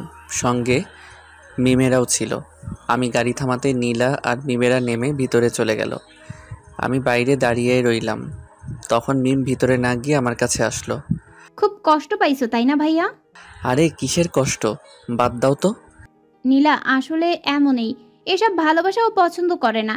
এখন তো আমার সন্দেহ হয় ওর মন বলে কিছু আছে নাকি নাই। আরে এমন সন্দেহ কেন? মন প্রাণ সবারই আছে। আমার মনে হয় নাই। তা না হলে যেই ছেলেটা তাকে ভালোবাসে বলে তার দেওয়া শর্তগুলো জীবনের ঝুঁকি নিয়ে পালন করলো, তার জন্য ঘর বাড়ি ছেড়ে তার ড্রাইভার হয়ে গেল তাকে এক নজর দেখার জন্য, কিন্তু সে কি করলো? ওই একই অপমান। ওর মধ্যে যদি মন থাকতো না, তাহলে নিশ্চয়ই ওর মনে তোমার জন্য একটু হলেও মায়া হতো। এমনটা নয়, হয়তো ওর আমায় পছন্দ হয় নাই। তোমার মতো ভালো ছেলে যদি ওর পছন্দ না হয়, তাহলে ওর কপাল খারাপ। ওসব বাদ দাও, এটা বলো তোমরা এখানে কেন আসলে? আমাদের প্রাইভেট স্যার খুব অসুস্থ। ও, আমি হঠাৎ সামনে তাকাতেই দেখি নীলা দাঁড়িয়ে আছে। আমার তো চোখ কপাল উঠে গেল, হয়তো সব শুনে নিছে। মিম, হ্যাঁ বল। স্যার তোকে ডাকছে। আসছি নিলয় ভাইয়া। মিম চলে গেল আর নীলা আস্তে আস্তে আমার দিকে আসতে লাগলো। আমি দাঁড়িয়ে না থেকে গাড়ির দরজা খুলে দিতে যাব, তখন নীলা বলল, নিলয়? হ্যাঁ বলেন ম্যাডাম। আবার madam? Sorry Nila. I am sorry. ও দেখো, আমি ইচ্ছে করে তখন তোমায় মারিনি, আমি খুব ঘাবড়ে গিয়েছিলাম। প্লিজ রাগ করে থেকো না। আসলে ওটা করা আমারও ঠিক হয় নাই। প্লিজ রাগ করো না। তোমায় মারার পর থেকে আমারও কেমন যেন হচ্ছে, খুব খারাপ লাগছে। ও নিলয়, কি? I love you. এবার তো ক্ষমা করো। বললাম তো এমনিতেই মাফ করছি, তারপরও কেন ওই মিথ্যে কথাটা বললেন? আমি মিথ্যা বলি না, আমি সত্যি বলছি। হইছে, এবার গাড়িতে বসেন। উফ শালা, তোর আজ আমি পাথরের মতো দাঁড়িয়ে শ্রোতার মতো নীলার কথাগুলো শুনছিলাম। এমন সময় পিছন থেকে কে যেন এসে আমাদের দুজনকেই অবাক করে দিল। নীলা এসব কথা বলছিল আর আমি দাঁড়িয়ে দাঁড়িয়ে শুনছিলাম। তখন পিছন থেকে মিম এসে নীলাকে আচ্ছা মতো বকতে লাগলো। কুত্তি রাক্ষসী, আমি তোর বান্ধবী হই, তাও আমায় এসব কথা বলিস নাই। আমি নিলয় থেকে দূরে থাকতে চেয়েছি, তাই কাউকে বলি নাই। আমাকে তো বলতে পারতি। আমি কখনো ভাবতেও পারিনি যে আমি নিলয়কে এতটা ভালোবেসে ফেলবো। তুই তো জানিস আমার জীবনে যায় আসে প্রথম দিনেই তাকে দুনিয়া ছাড়তে হয়। আমি ভাবছিলাম নিলয় তাদের মধ্যে একজন হবে, এই জন্য আমি ওকে বাঁচাবো বলে ঘৃণা করার অভিনয় করতাম। তোমার জীবনে যারা আসে তাদের কি হয়? আর কয়জন আসছে তোমার জীবনে? তুমি ভুল বুঝছো। আমার পেছনে যারা লেগেছে, যারা আমায় পছন্দ করে, প্রপোজ করেছে, তারাই দুনিয়া ছেড়ে গেছে, অথবা আজ তারা ঘরে বন্দি হয়ে আছে। কেন? কারণ আমার বাবা চায় না যে আমার পেছনে কেউ লাগুক আর আমায় কেউ ভালোবাসুক। আমার বাবার অনেক টাকা, তাই সে কাউকে ভয় করে না, নিজের ইচ্ছে মতো চলে। ও জানি না তোমার কি হবে। আজ পর্যন্ত কাউকে আমি এতটা ভালোবাসি নাই যতটা তোমায় বাসছি। আমার কিচ্ছু হবে না, তুমি কোনো চিন্তা করো না। প্লিজ তুমি এখান থেকে চলে যাও। আমি তো যাবার জন্য তোমার কাছে আসি নাই। এবার দেখো আমার খেলা। মানে তোমার বাবা নিজেই তোমার আর আমার বিয়ে দিবে। এটা কখনো সম্ভব নয়। কোনো কাজই সম্ভব হয় না, সম্ভব করে নিতে হয়। আমার খুব ভয় করে। ধুর, বাদ দাও, চলো। তারপর নীলাকে আর মিমকে নিয়ে সেখান থেকে সোজা বাসায় চলে আসলাম। আগে মিমকে তার বাসায় নামিয়ে দিলাম। নীলার বাসায় এসে গাড়ি পার্ক করে বের হতেই নীলার বাবার ডাক পড়ল। আমি চলে আসলাম ভিতরে। এসে দেখি নীলা আর ওর বাবা মামুন চৌধুরী বসে আছে। জি সাহেব, আমায় কি ডাকলেন? খবর দেখো, এটা টিভির দিকে তাকিয়ে দেখি ব্রেকিং নিউজ দিতেছে। আজকে নাকি কফি শপে জলিল শাহকে খুন করা হয়েছে। কে করছে তা এখনও পুলিশ জানতে পারে নাই, তবে তদন্ত চলছে। এটা আমার বিজনেস পার্টনার ছিল, একে বাস খুন করলো। শুধু একে নয়, আজকে একে নিয়ে মোট 7 জনকে খুন করা হলো। কিন্তু সাহেব, কারা করছে? জানি না কেন করছে তাও জানি না, তবে আমার মনে হচ্ছে এবার ওর টার্গেট আমি, কারণ আমরা মোট 8 জন ছিলাম আর আমি বাদে 7 জনকে মেরে ফেলেছে, এবার বাকি আমি। ও, এসব কথা তোমায় বলার কারণ হচ্ছে তুমি আমার মেয়েকে সেফ রাখবে, দরকার হলে আরও গার্ড বাড়িয়ে দিব। ঠিক আছে সাহেব, আমি সবসময় ম্যাডামের খেয়াল রাখবো। তারপরেও আরও কিছু কথা বলে তখনকার মতো বাদ দিলাম, আর মামুন চৌধুরী আমায় বলল তুমি যেন খাবার খেয়ে যাও। আমি কোনো কথা না বলে শুধু মাথা নাড়া দিলাম।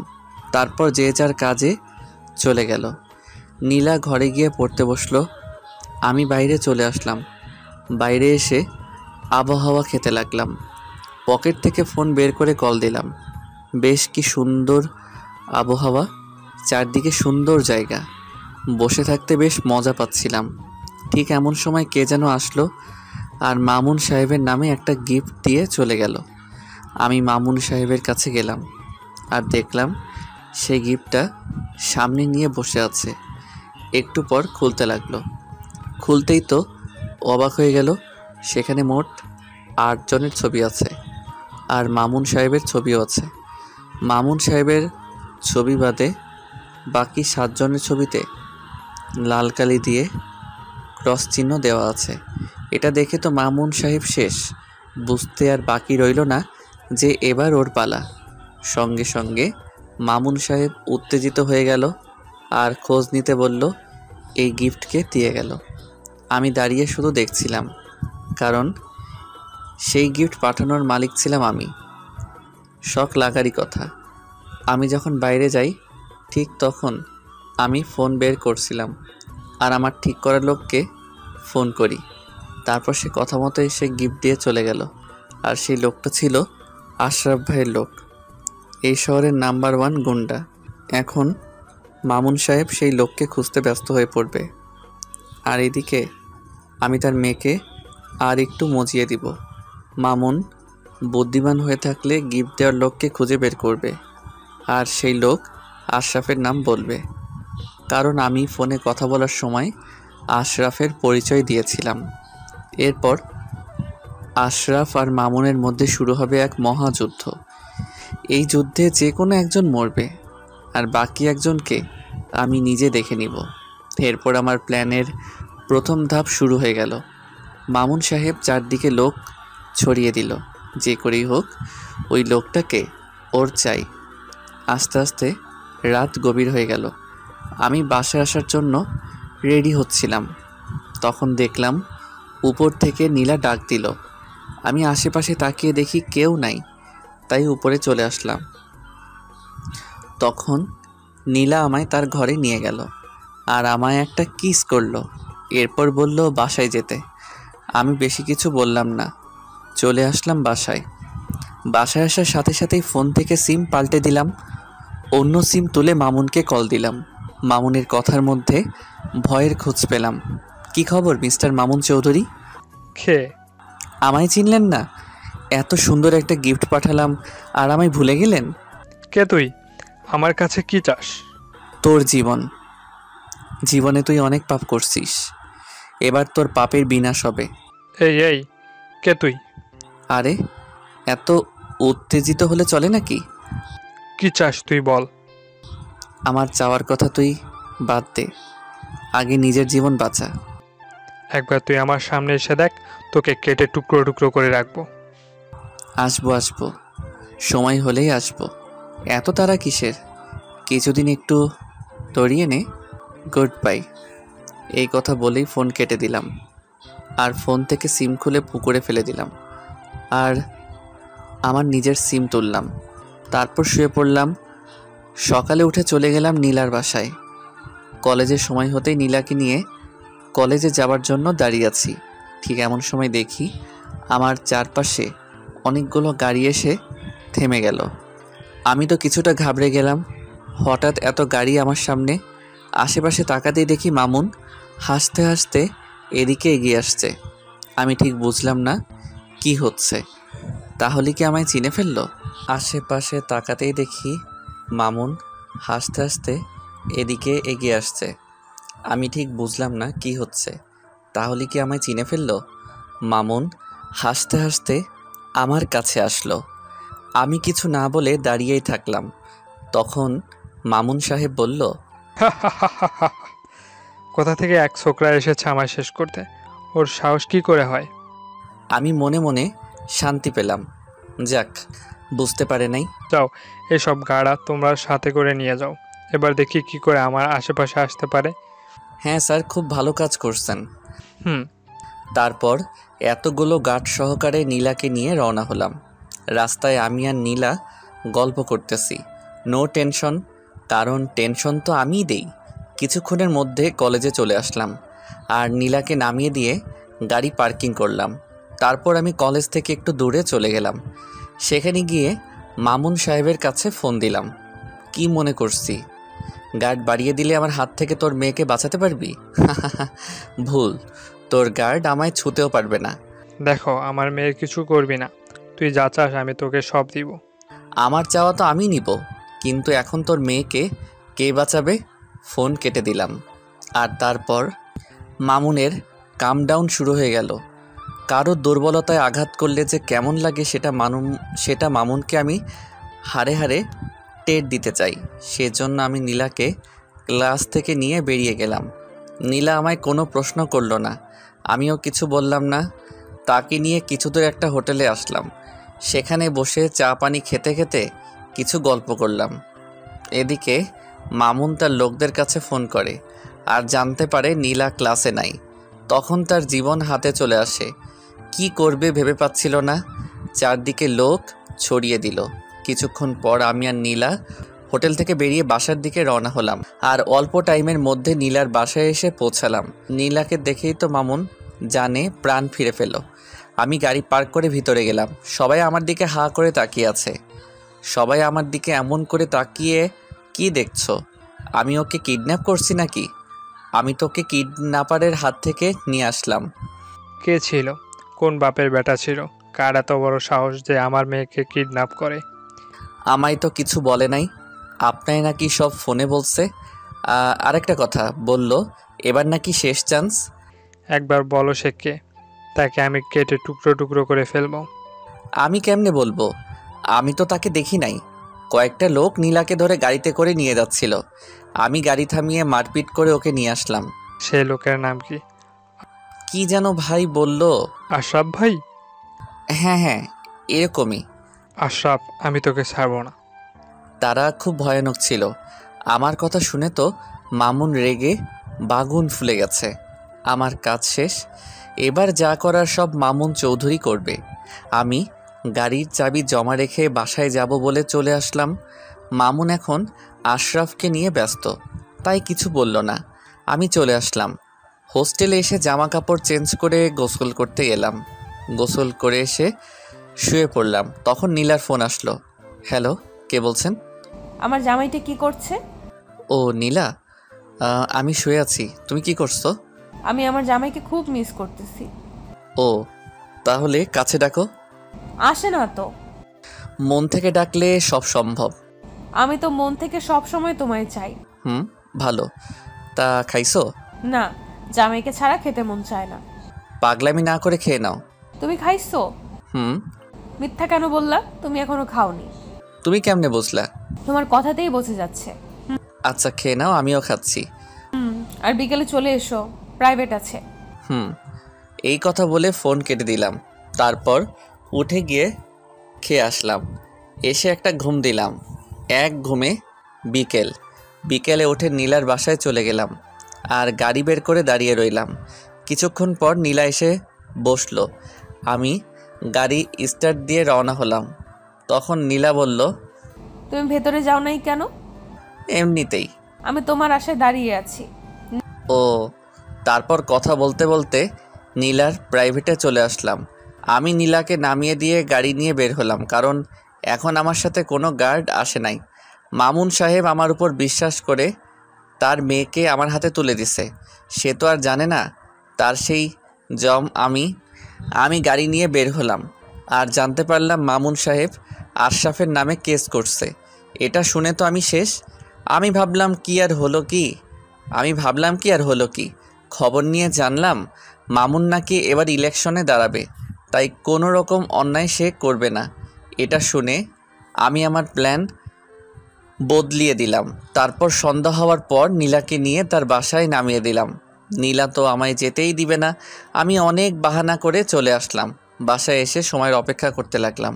নীলার বাসা থেকে আসার সময় কাউকে না জানিয়ে মামুন সাহেবের একটা শার্ট নিয়ে চলে আসলাম। আর সময় হতেই সেই শার্ট পরে আশরাফকে হামলা করলাম। জায়গা মতো আশরাফকে খতম করলাম। আর তখন আমি ইচ্ছে করেই শার্টে রক্ত ভরাই আর শার্টের এক টুকরো ছিঁড়ে আশরাফের হাতে লাগিয়ে দেই। এরপর আমি কিছু দূর আসার পর শার্ট খুলে ডাস্টবিনে ফেলে বাসায় চলে আসি। বাসায় এসে আরামের ঘুম দিলাম। সকালে উঠে ফ্রেশ হয়ে নিলাম। তারপর জানতে পারলাম মামুনকে পুলিশ অ্যারেস্ট করছে। আমি জেনে কোনো অবাক হলাম না, বরং খুশি হলাম। এরপর রেডি হয়ে চলে আসলাম নীলার বাসায়। নীলার বাসায় এসে দেখি একদম ফাঁকা, কেউ আছে বলে মনে হয় না। আমি ভিতরে গেলাম, দেখলাম মামুনের সব লোকেরা মাথায় হাত দিয়ে বসে আছে। আমিও মন খারাপের অভিনয় করলাম। তারপর নীলা এসে বলল সে নাকি কলেজে যাবে। আমিও আর কিছু বললাম না, আমার তো চাকরি এটা। রাস্তায় এসে আমি বললাম তোনার বাবা অ্যারেস্ট হয়েছে, তোমার কি কষ্ট হচ্ছে না? না, কারণ আমি হাজারবার বাবাকে নিষেধ করেছি এসব গুন্ডামি করো না, মারপিট আমার একদম পছন্দ না। আমার কথা শোনেই না, তাই অ্যারেস্ট হয়েছে তো ভালোই হয়েছে। ও, মারপিট থেকে দূরে থাকবো বলে তোমার মতো সাধারণ ছেলেকে আমি ভালোবাসছি, আর এখন তোমার কাছেই আমি থাকবো। কি বলবো বুঝতে পারছি না। সে তো আর জানে না এসব আমি করাচ্ছি, আমি মেইন ভিলেন। তোমায় নিয়ে আমি অনেক দূরে হারিয়ে যেতে চাই, যেখানে গেলে শুধু শান্তি। এবার মারপিট খুনাখুনি আর হবে না। আমি আর কিছু বললাম না, কি বলবো ভেবেই তো পাচ্ছি না। যখন নীলা সবটা জানতে পারবে জানি না কি যে হবে। কিছুক্ষণের মধ্যে নীলার কলেজে চলে আসলাম। নীলা নেমে আমায় বিদায় দিয়ে চলে গেল। আমি গাড়ি পার্ক করলাম না, আর আমার একটা কাজ ছিল সেটা করতে গেলাম। কাজটা শেষ করতে করতে দুপুর হয়ে গেল। নীলার কাছে চলে আসলাম আর নীলাকে নিয়ে রওনা হলাম। গাড়ি চালাচ্ছি আর ভাবছি নীলাকে সবটা বলে দিব। কিছু দূর যাওয়ার পর একটা ফাঁকা জায়গা দেখে গাড়ি দাঁড় করালাম আর আমি নেমে নীলাকে নামিয়ে দিলাম। এখানে কেন? নীলা, আজ তোমায় আমি কিছু কথা বলতে চাই। হ্যাঁ বলো। যেটা শোনার পর হয়তো তোমার মনে আমার জন্য কোনো ভালোবাসা নাও থাকতে পারে। কি বলছো এসব? কি এমন কথা? হ্যাঁ, আমি কথাটা বলতে যাব ঠিক এমন সময় ওখানে চারদিকে অনেকগুলো গাড়ি আসলো। নীলা আমার হাত শক্ত করে ধরলো। গাড়ি থেকে নেমে আসলো মামুন চৌধুরী। আমি তো অবাক, এ কেমনে এখানে? মামুন চৌধুরী মুচকি আসছে। বাহ বাহ, খুব সুন্দর খেলছিস। বাবা তুমি এখানে? মা চলে আয়। না বাবা, আমি নিলয়কে ভালোবাসি। আরে এসব ভালোবাসা কিচ্ছু না, সব অভিনয়। ও তোকে শুধু ব্যবহার করেছে আর কিচ্ছু না। ও ভালো করেই জানতো আমার কাছে পৌঁছানো খুব টাফ ব্যাপার, তাই তোকে ওর প্রেমের জালে ফেলে আমার কাছে পৌঁছেছে। নিলয়, বাবা এসব কি বলছে? তুমি কিছু বলছো না কেন? আরে কি বলবে, এটাই সত্যি, চলে আয় না মা। নিলয় কিছু বলো। তোমার বাবা যা বলছে তা সব সত্যি, কিন্তু ব্যাস থামো, আর বলতে হবে না। নীলার চোখে পানি টলটল করছে। আমার হাত ছেড়ে দিল। আমার দিকে করুণ দৃষ্টিতে তাকিয়ে আছে। কি করব বুঝতে পারছি না। অনেক খেলেছিস, এবার তোর শেষ খেলা, আমার খেলা শুরু। চল বলে দে তুই কে। খেলা এত সহজে তো শেষ হবে না। খেলার আসল সিন তো বাকি আছে। হা হা হা হা, চারিদিকে আমার লোক, এক ধাপ লড়লেই তুই সোজাও পড়ে। সিংহ একাই শিকার করে, তাতে যতটাই শিকারই হোক না কেন। ধরা পড়ার পর সবাই এমন করে, কি ভেবেছিলি আমার বন্ধুদের মারলেই আমি ভয় পেয়ে যাব? ভয় তো তুই আগে থেকেই পেয়ে আছিস, এখন আর একটু ভয় দেখাই নে। এবার ফোনটা বের করে তোর অফিসে কল দে। কি বলছিস? আরে দে না।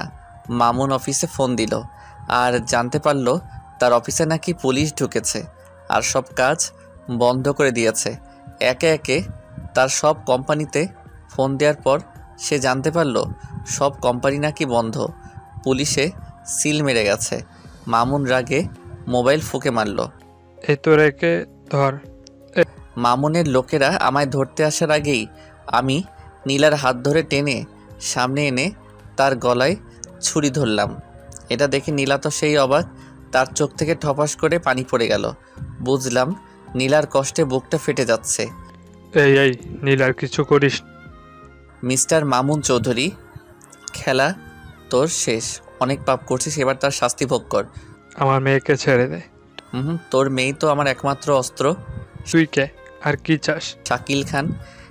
কি? হ্যাঁ, যে খানের কথা তোর মনে ঝড় তুলছে সেই ফরহাদ খানের ছেলে আমি, শাকিল খান। এটা কিভাবে সম্ভব? রাখে আল্লাহ মারে কে, আর এবার তোকে আমি মারবো, দেখি রাখে কে। চলি। এ কথা বলে নীলার গলায় ওভাবে চাকু ধরে ওকে নিয়ে গাড়িতে উঠলাম। এক হাতে নীলার কাছে চাকু ধরে অন্য হাতে গাড়ি চালাতে লাগলাম। কিছু দূর আসার পর চাকু সরিয়ে নিলাম।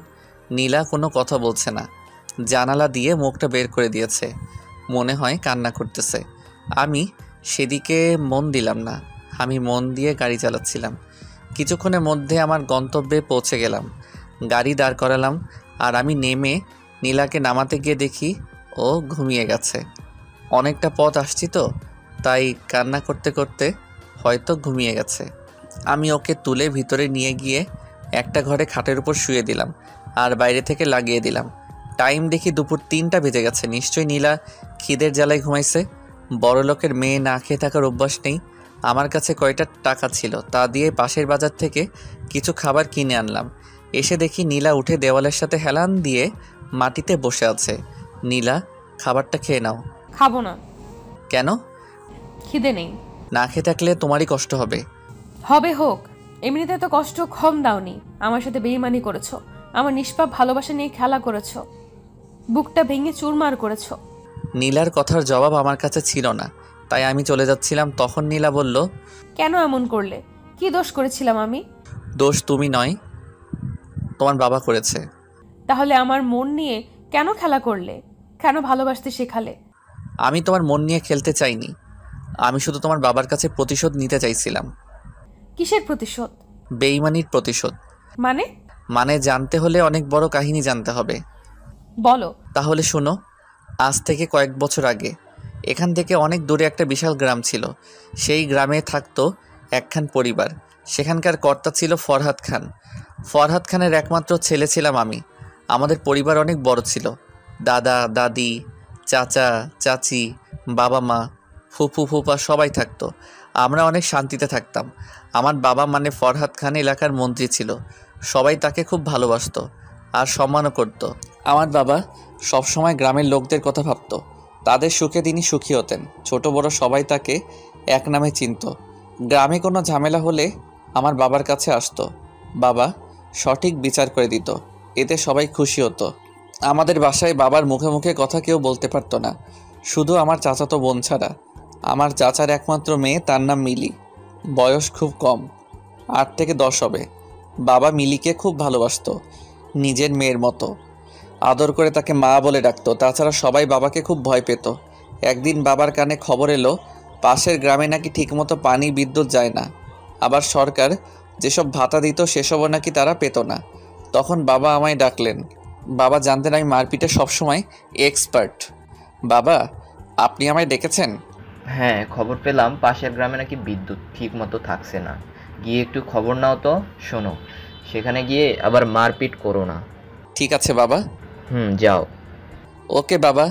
আমি বাবার কাছ থেকে চলে আসলাম। আমার বন্ধু ছিল রাকিব, ছোটবেলার বন্ধু। তাকে সাথে করে নিয়ে রওনা হলাম। রাস্তায় যেতে যেতে অনেক মজা করলাম। গ্রামের পাশে এসে খুব তৃষ্ণা লাগলো। তখন দেখলাম সামনে একটা মেয়ে কলসিতে করে পানি নিয়ে যাচ্ছে। এই যে ম্যাডাম। মেয়েটা তাকিয়ে আবার হাঁটতে লাগলো। আমি আবার ডাকলাম। এবার মেয়েটা চোখ রাঙিয়ে থামলো। কাছে যেতেই, এই অসভ্য ছেলে, মেয়ে দেখলেই কি ডাকতে ইচ্ছে করে? ঘরে কি মা বোন নেই? কালকে আমার বান্ধবীকে নিয়ে মজা করছিস। আরে কি বলছো? আমি তো জানি জানি, এটাই তো বলবি যে আর কোনো দিন হবে না? তোরা তো দূরের কথা, আমায় দেখে বড় বড় গুন্ডা ভয় পায়। আমায় একটু পানি দিবেন?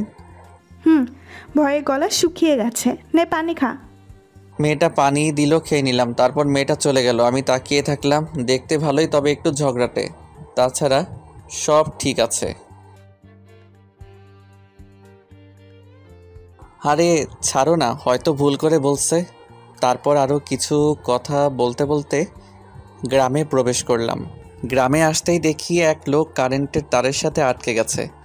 বাঁচার জন্য সে চিৎকার করতেছে, কিন্তু কেউ ভয়ে এগিয়ে যায় না। আমি দৌড়ে গেলাম কাছে আর দেখলাম মেইন লাইনের তারের সাথে আটকে আছে। আমি পাশ থেকে একটা বড় বাঁশ নিয়ে কারেন্টের ফিউজ বরাবর ছুঁড়ে মারলাম। সাথে সাথে ফিউজ পড়ে গেল আর লাইন যাওয়ার সঙ্গে সঙ্গে মানুষটা পাটিতে গলে পড়ে গেল। আমি ডাক্তারকে ডাকতে বললাম। ডাক্তার এসে বলল কিছুক্ষণ পর তার শরীর থেকে কারেন্ট যাবার পর তার গায়ে হাত দেওয়া যাবে।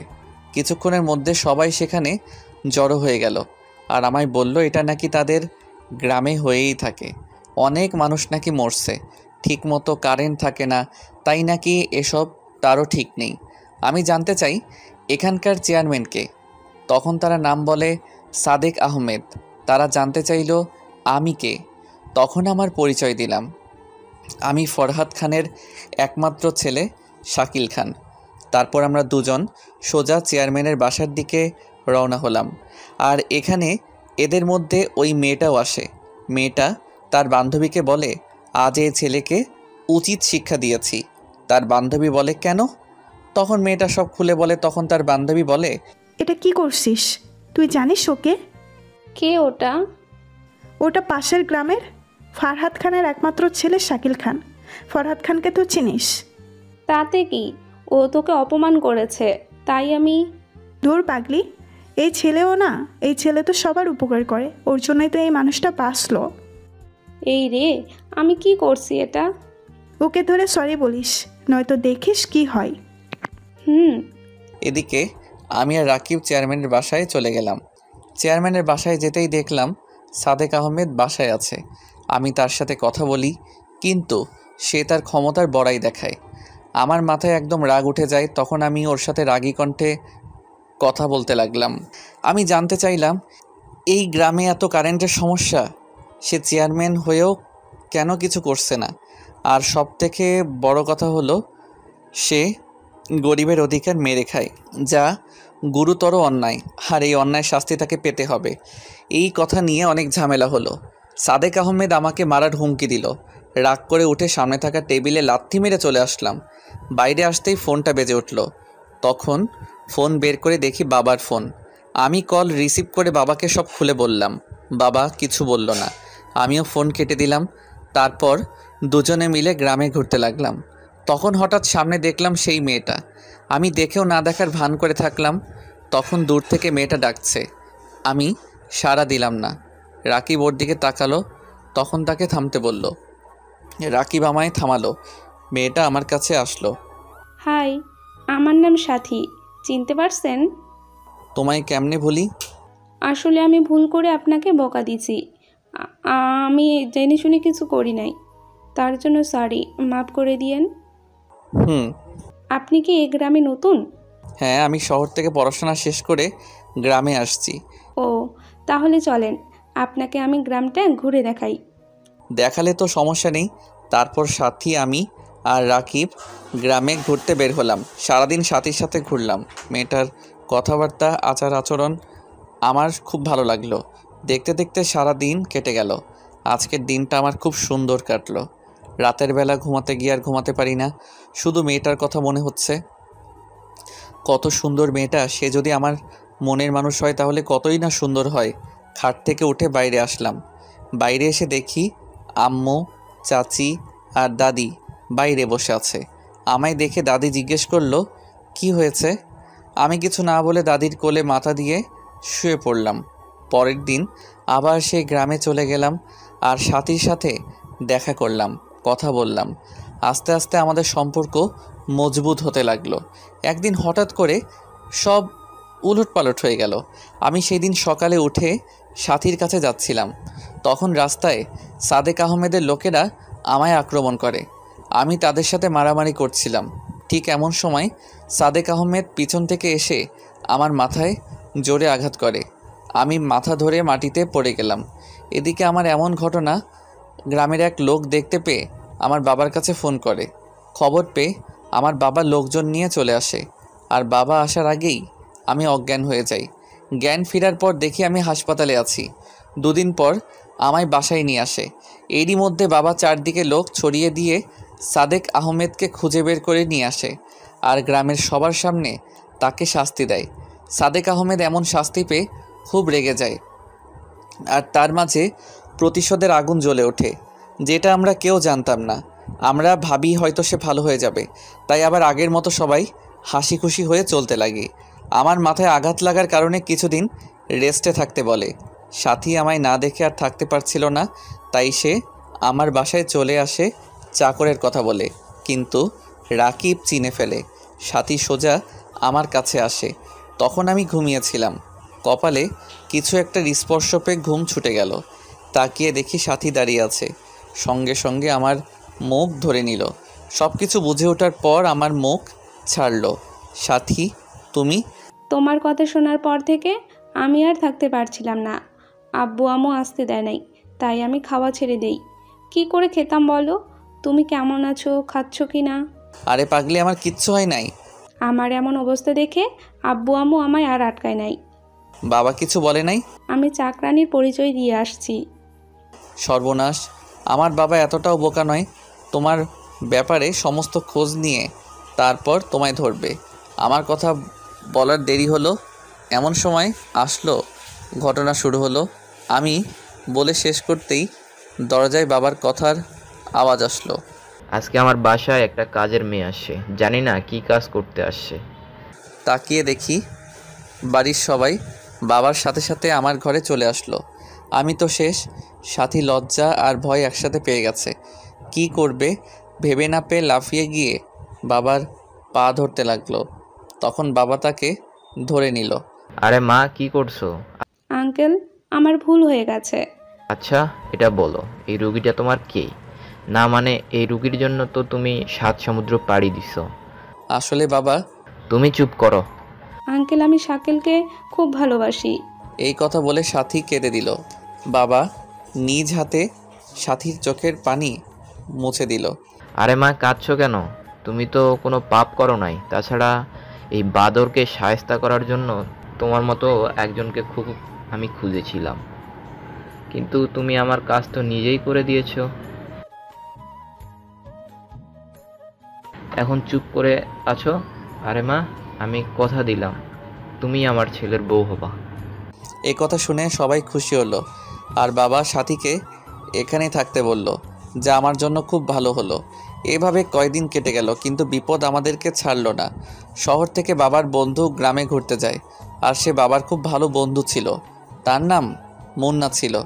বাবা তাকে খুব ভালোবাসতো। বাবা আর তার বন্ধু মিলে সবসময় আনন্দে থাকতো। একদিন আমরা সবাই মিলে ঘুরতে বের হলাম, আর সেই সুযোগেই সাদেক আবার হামলা করে। এবার দল ভারী ছিল না। আমি তাদের সাথে মারামারি করছিলাম। তখন পিছনে তাকিয়ে দেখি বাবার বন্ধু চাকু বের করে বাবার পেট দিয়ে চালিয়ে দিল। আমি বাবা বলে জোরে চিৎকার করলাম, কিন্তু ততক্ষণে সাদেকের লোকেরা আমায় ধরে নেয়। এরপর বাবার বন্ধু আমার মায়ের পেটে ছুরি মারে। আস্তে আস্তে আমার চোখের সামনে সবাইকে মেরে ফেলে, এমনকি তারা ছোট্ট রিমাকেও ছাড়ে নাই। বাবা পেটে হাত দিয়ে তাদের সাথে মারপিট করছিল, তখন পিছন থেকে সাদেক আমার পাশ দিয়ে ছুরি চালিয়ে দেয়। আমি আর থামতে না পেরে মাটিতে পড়ে যাই। ওরা যখন আমার বাবা মাকে মারতেছিল, তখন সাথী মাটিতে গড়তে গড়তে এসে আমায় ডাকে, কিন্তু আমার জ্ঞান তখন ফিরে না। নাকে হাত দিয়ে দেখি শ্বাস চলছে, তাই তার ওড়না দিয়ে আমার ক্ষত জায়গায় বেঁধে দিয়ে পাশে নদীতে নৌকায় করে ভাসিয়ে দেয়। সাদেক আর বাবার বন্ধু নিমেষেই আমার পরিবারকে শেষ করে দেয়। রাস্তার উপর সবার লাশ পড়ে থাকে। লোকজন জানাজানি হওয়ার পর সবাই মিলে আমার পরিবারকে মাটি দেয়, আর সেদিন থেকে সেই গ্রামটা কবরস্থান হয়ে যায়। সাদেক রাজ করতে লাগে। যাই তার বিরুদ্ধে কথা বলে তাকেই সে মেরে ফেলে। এদিকে বাবার বন্ধু মুন্না বাবার সমস্ত সম্পত্তির সকল দলিল বের করে, আর সেগুলো শহরে এসে বিক্রি করে। সে বিশাল সম্পত্তির মালিক হয়ে যায়। নিজের নাম বদলে মুন্না থেকে মামুন চৌধুরী রাখে বর্তমান। তার মানে আমার বাবা? হ্যাঁ, তোমার বাবা আমার পরিবারের সাথে বেইমানি করছে, বিশ্বাসঘাতকতা করছে। তাকে বাবা বলতেও আমার ঘৃণা হচ্ছে। তারপর আমি এক জেলের বাড়িতে উঠি। জেলেরা আমায় দেখতে পেয়ে বাসায় নিয়ে আসে, আর ডাক্তার ডেকে আমার চিকিৎসা করে। আস্তে আস্তে ভালো হয়ে উঠি। তখন আমি মনে মনে প্রতিজ্ঞা করি আমি এর প্রতিশোধ নিবই। তারপর সবার প্রথমে আমার টার্গেট হয় সাদেক। তাকে গ্রামের সকলের সামনে তার পাপের শাস্তি দেই।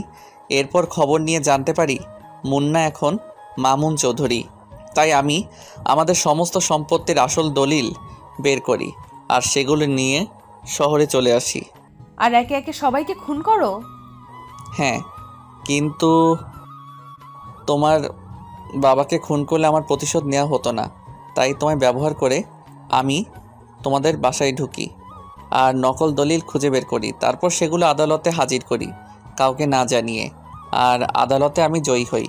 তাই তোমার বাবার নামে এখন 1 টাকাও নেই, সব কোম্পানি বাড়ি গাড়ি সব পুলিশের হাতে।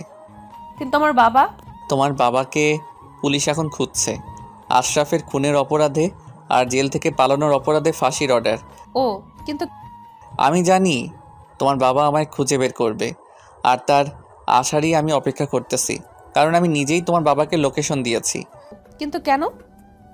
মৃত্যু সবসময় তাকে ডাকে। এদিকে মামুন চৌধুরী আমার লোকেশন পেয়ে লোকজন নিয়ে সেখানে হাজির হলো, কিন্তু ততক্ষণে আমরা সেখানে নেই। মামুন চৌধুরী সেই বাড়িতে যায় আর সব জায়গায় আমাদের খুঁজে, কিন্তু পায় না, পায় শুধু একটা চিঠি। ডিয়ার মুন্না ওরফে মামুন চৌধুরী, মৃত্যু আজ তোকে এই পর্যন্ত টেনে আনছে। তুই যেভাবে আমার পরিবারকে খুন করছিস, বেইমানি করছিস, ঠিক সেইভাবে আমি বেইমানি করছি। জানি এতে কমতি হয়েছে, আর তার জন্য আমি চেয়েছিলাম তোকে আরও কঠিন মৃত্যু দিব, কিন্তু তোর মেয়ে তোকে নিজ হাতে আজ মারল। এখানে আজ তোর মরণ হবে। কেন জানিস?